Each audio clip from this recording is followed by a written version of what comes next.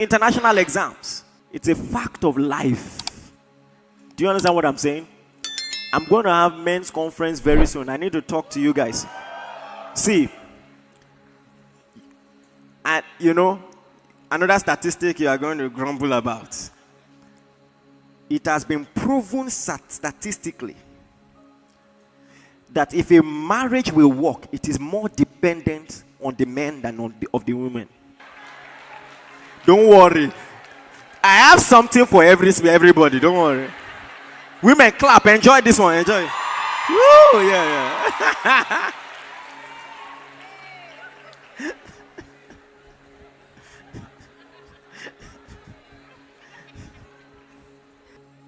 A psychologist made a bold claim. He said, by watching a married couple for 5 minutes, it's a bold claim, don't forget.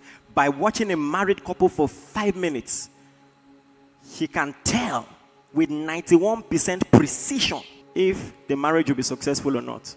And he has done this for 3,000 couples over several decades. 91% accuracy. You see, what we don't realize is that relationships are very similar. Good relationships are similar. Bad relationships are similar. The ladies who are doing the wrong thing, they are all doing the wrong thing. Similar things. The guys who are doing the wrong things, they are all doing similar things. And this is the most interesting thing about his research. He discovered that the good marriages were not exactly different from the bad marriages. They all had the same problems. Are you ready for this? In the good marriages, they also fought regularly. They quarreled regularly and quarreled about the same thing. Conflict was not infrequent, he said. They argued, just as unhappy couples did, over money, job, kids, housekeeping, sex, in-laws. They quarreled regularly. You see, let me say this to you. Are you ready? Let me prefix what I'm saying by telling you a story. Something happened. And, should I tell you this? No. All right. You like gists. So years ago, my wife said something that rubbed off the wrong way. And I began to think, maybe she doesn't respect me. Why would she say that? Why would she say that? This was years ago, more than 6 years ago. And I remember, I went somewhere to minister. Hey, God. With a quarrel, I went to Bless Lives. You know?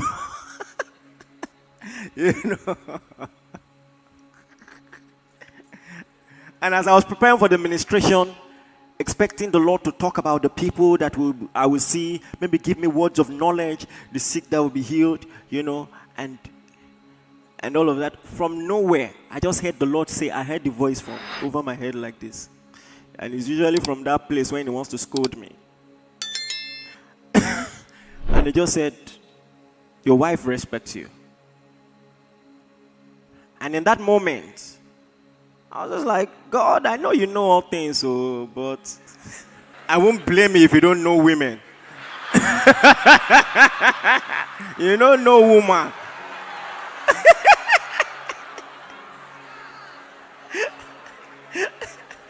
And this is what the Lord said to me that it never occurred to me. You can be a man and your wife will honor you constantly all day, morning till night, giving you food, looking out for you, loving you. Then in one moment of weakness, she blots out and you judge her overall by that moment. And when the Lord said that's what you are doing, I won't lie to you, I didn't cave in easy. I said, it's those moments that it really shows. Or maybe sometimes our expectations are just too high. That every human being if pushed to the wall, will respond. Let me tell you another psychological research I found out. Are you ready for this? A woman's behavior in marriage was compared to children and how they behave in classrooms. Do you know how children behave when they want attention and they are not getting it? Complained all the time. It's normal. But how you go about it is different. Complaining is feedback. Complaining is focused on the action, what was done. Criticism is an attack on the personality. And it is always casting aspersions, always conclusive. And always using the word always. You always do this. You always. It's an attack on the person's character or personality. So instead of saying, you promise to clean the kitchen, someone will say, why are you always so forgetful? That's the difference between complaint and criticism. And by the way, he's telling you how he's able to predict with precision some marriages that will not stand the test of time. This in itself is not enough, but it is one of the pointers. The next they talked about is contempt. Contempt. You see, you have to understand how powerful it is when the Bible tells men, don't be bitter against your wives. It's so powerful. Sometimes you wonder, how did he know? Because with constant complaining and criticism, if you are not careful, it leads to the next stage. Now you are holding someone in contempt. You are bitter against the person. Listen, one of the leading causes of divorce is unmet expectation.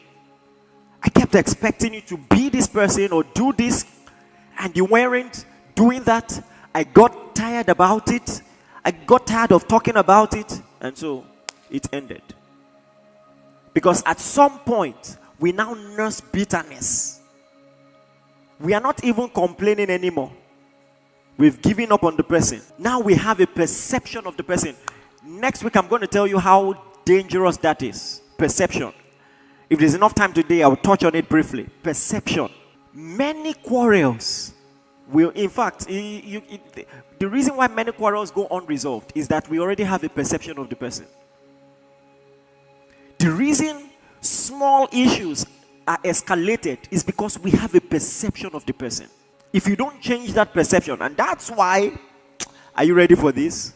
It has been proven scientifically that even therapy sessions don't always work. As high as 65% of people who go for therapy sessions, just months down the line, they relapse. That's almost everybody in 6 months. Because now you are laying out the problem, but the problem is just the surface. There are underlying issues, you know. There are underlying issues that sometimes fundamentally is a trust problem. I don't really trust this person anymore. I'm not safe around this person. That's the issue. Come on, are you listening to me? What did I say is number 1? What about number 2? And then number 3, defensiveness. Always ready to fight. See, when you get to this point, there's problem. Seek for help. You are always ready to reply. When the person says 1, you say 5. Steadily with your boxing glove. Ready to fight. At this point, trust is out the window. You are in that relationship to survive.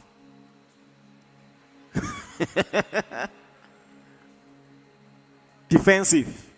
Always preempting what the person will say, what the person will do. You have your defense. This, by the way, is not what Peter meant when he says, be ready to give a reply. 1 Peter 3:15. This is not what he meant. Hallelujah. And then the next is stonewalling. Stonewalling. You are in the marriage, but you are single. Stonewalling. Keeping interactions to the barest minimum. Single replies. Yes. No.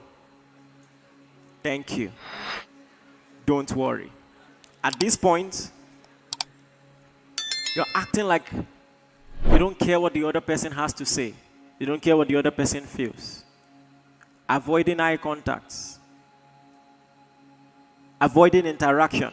And it is very interesting that in civil engineering, you stonewall to avoid a flood, right? Do you understand the imagery I just created? You stonewall to avoid a flood.